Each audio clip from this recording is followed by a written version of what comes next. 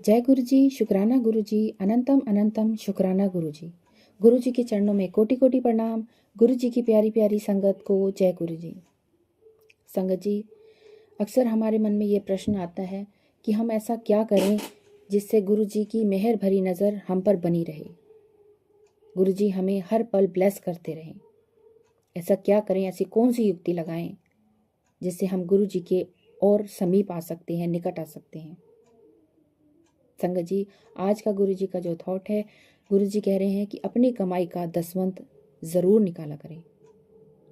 संगत जी, दसवंत का मतलब होता है अपनी कमाई का 10वां हिस्सा। आपकी जितनी भी कमाई है, जितनी भी इनकम है, उसमें से आप उसका 10वां हिस्सा गुरु की सेवा में ज़रूर लगाया करें। उस 10वें हिस्से को आप गुरुद्वारे में दे सकते हैं, आप मंदिर में दे सकते हैं, किसी ज़रूरतमंद की सहायता के लिए भी दे सकते हैं। इसे कहते हैं दसवंत निकालना। जब आप गुरु जी की संगत के लिए सोचते हैं, गुरु की संगत के लिए सेवा करते हैं, उनकी सेवा में योगदान देते हैं, तो गुरु जी की मेहर भरी नज़र आप पर ज़रूर पड़ती है और हमेशा बनी रहती है। आप पर, आपके परिवार पर, आपके बच्चों पर, कारोबार पर कृपा बनी रहती है। गुरु की कृपा से अगर आपकी एक फैक्ट्री है, 1 से 2 हो गई है, तो संगत जी शुक्राना ज़रूर करिए, क्योंकि हम शुक्राना करना भूल जाते हैं। संगत जी, एक गरीब किसान होता है, वो दिन भर खेत में मजदूरी करता है, दिहाड़ी कमाता है और उसे बाद में बहुत थोड़ी सी मजदूरी मिलती है, जिससे उसका गुजर बसर होता है। मुश्किल से 2 वक्त का खाना ही जुटा पाता है वो। यहीं दूसरी ओर एक जोहरी आता है, बड़ी सी पालकी में बैठ के आता है, अपना सिर्फ एक हीरा बेचकर चला जाता है और बड़ी कीमत पे लेके जाता है। उस एक हीरे की जितनी उसको कमाई मिलती है, उससे साल भर की उसकी वसूल हो जाती है। ऐसा क्यों? क्योंकि संगत जी, यहाँ वो जोहरी युक्ति अपनाता है। ऐसे भी हमें अपने जीवन में वो युक्ति अपनानी है कि छोटी सी युक्ति में हम गुरु जी की ज़्यादा से ज़्यादा कृपा पा सकें, मेहर पा सकें, उनकी ब्लेसिंग्स ले सकें। संगत जी, बहुत सी संगत ऐसी होंगी जो कहेंगी हमारी तो इतनी कमाई नहीं है कि हम उसमें दसवंत कैसे निकालें। काश हमारी भी ज़्यादा कमाई होती तो हम भी ज़्यादा दसवंत निकाल सकते। तो संगत जी, हमारे गुरु जो हैं, हमारे रब जो हैं, वो हमारी सिर्फ और सिर्फ नीयत देखते हैं, भाव देखते हैं। संगत जी, एक गरीब घर होता है, वो भी ऐसे मेहनत मजदूरी करके अपना लालन पोषण करते हैं, अपना गुजर बसर करते हैं। वो अपने घर में एक वक्त का खाना ही मुश्किल से जुटा पाते हैं। अब आप सोचिए संगत जी, वो दसवंत कैसे निकाल सकते हैं जिनके पास एक वक्त का खाना भी मुश्किल से नसीब हो पाता है।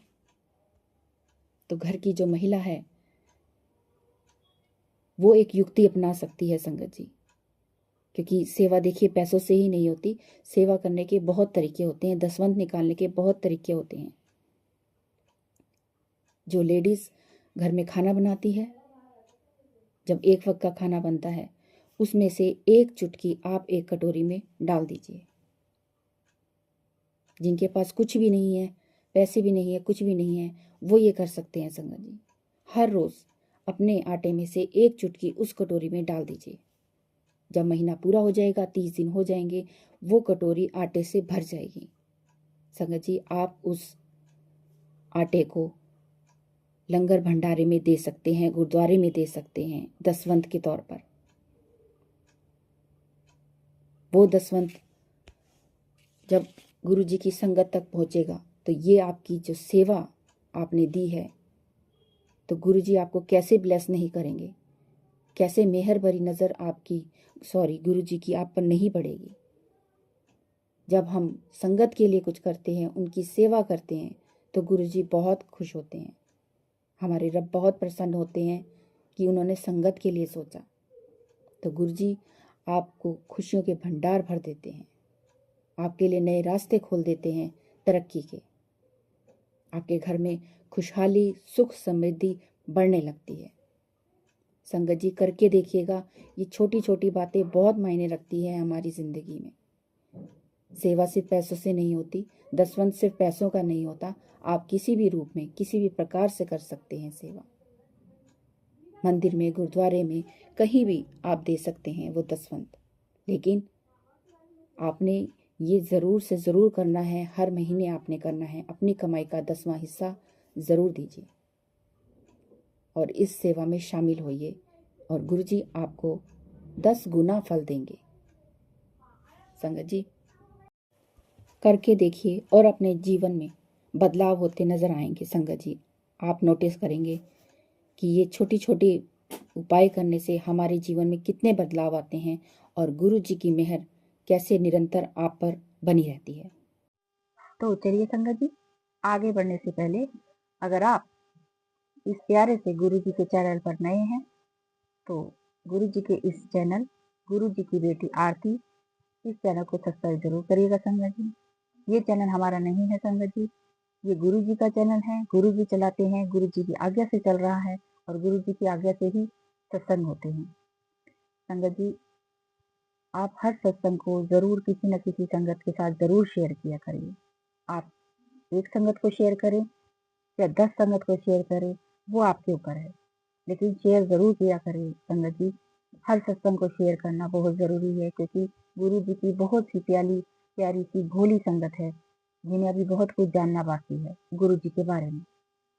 तो जब वो सत्संग जैसे जैसे सुनते जाएंगे, गुरु जी के और करीब वो भी जुड़ते जाएंगे, जैसे गुरु जी ने आपको जोड़ा है।